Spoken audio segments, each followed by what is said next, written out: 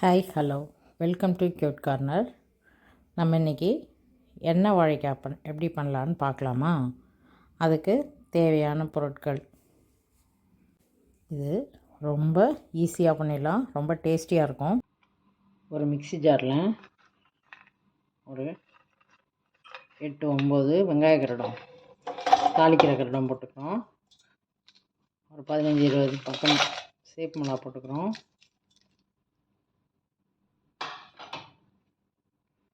கொஞ்சம் புளி, ஒரு சின்ன லெமன் சைஸ் இருக்கும் அந்தளவுக்கு புளி, கொஞ்சம் ஜீரகம்,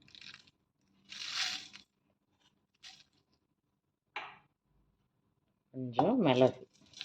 இந்த மசாலாவை முதல்ல தண்ணி ஊற்றாமல் நல்லா எல்லாத்தையும் அரைச்சிட்டு அதுக்கப்புறமா நம்ம தண்ணி ஊற்றி அரைச்சி பேஸ்ட்டாக எடுத்துகிட்டு முதல்ல இது மாதிரி அரைச்சிட்டு அதுக்கப்புறமா தண்ணி ஊற்றி அரைக்கலாம். 2 வாழைக்காய் எடுத்துருக்கோம். அந்த வாழைக்காயை இந்த அளவுக்கு கட் பண்ணி எடுத்துப்போம். இது அப்படியே ஒரு சட்டியில் எடுத்து போட்டு வைக்கிறேன். அடுப்பு ஆன் பண்ணல, வெறும் அப்படியே நம்ம சட்டியில் போடுறோம். இந்த அளவுக்கு இதை அரைச்சி எடுத்துருக்கோம். இதையும் இதில் அப்படியே போடுறோம். இது எல்லாத்தையும் அப்படியே போடலாம். நல்லா ஓரளவுக்கு நைஸ் ஆகிடுச்சு.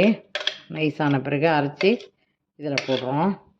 இப்பயும் நான் அடுப்பு ஆன் பண்ணல, அப்படியே தான் வச்சுருக்கேன். இப்போ நம்ம அதுக்கு மஞ்சத்தூள் போட்டுப்போம் தேவையான அளவு. உப்பு போட்டுப்போம். உப்பு நீங்கள் அந்த மசாலாவிலே கூட அரைச்சிடலாம், வேணாம் இல்லைன்னா நீங்கள் தனியாகவும் போட்டுக்கலாம். இப்போ அதுக்கு ஒரு 4 டேபிள் ஸ்பூன் எண்ணெய் ஊற்றிப்போம். இது எல்லாத்தையும் அப்படியே நம்ம கரட்டி விடுவோம். இன்னும் இது வரைக்கும் நான் அடுப்பு ஆன் பண்ணவே இல்லை, அப்படியே தான் வச்சுருக்கேன். இது எங்கள் மாமியார் எனக்கு சொல்லி கொடுத்தாங்க. எண்ணெய் வாழைக்காய் செய்கிறது ரொம்ப நல்லாயிருக்கும். ஒரு 2-3 நாள் நல்லா வச்சுக்கலாம். மிளகெல்லாம் சேர்க்கறதுனால ரொம்பவே நல்லாயிருக்கும், பயங்கர டேஸ்டியாக இருக்கும். இப்போ நம்ம இந்த ஸ்டேஜில் இப்போ அடுப்பை ஆன் பண்ணிக்கலாம். ஆன் பண்ணி நல்லா இது வாழைக்காய் வெந்து வர வரைக்கும் நம்ம வெயிட் பண்ணுவோம். நல்லா வாழைக்காயெல்லாம் வந்துருச்சு, நல்லா வெந்துருச்சு. இங்கே பாருங்க, நல்லா வெந்துருச்சு.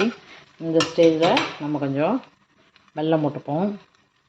வெல்லம் போட்டுட்டு தாளிச்சிட வேண்டியது தான். கொஞ்சம் நேரம் இருக்கட்டும், அதுக்கப்புறம் தாளித்து கொட்டிட வேண்டியது தான். கடுகு கொஞ்சம் போட்டு தாளித்து இதில் கொட்டிடும். இப்போ எல்லாம் ஒன்றா மிக்ஸ் பண்ணிவிட்டு நல்லா இந்த அளவு கட்டியாக வந்தால் தான் நல்லாயிருக்கும் குழம்பு. எல்லாத்தையும் ஒன்றா மிக்ஸ் பண்ணிவிட்டு வெல்லம் எல்லாம் சேர்ந்துடும். இப்போ நம்ம இதை ஆஃப் பண்ணிடலாம், அடுப்பு ஆஃப் பண்ணிடலாம்.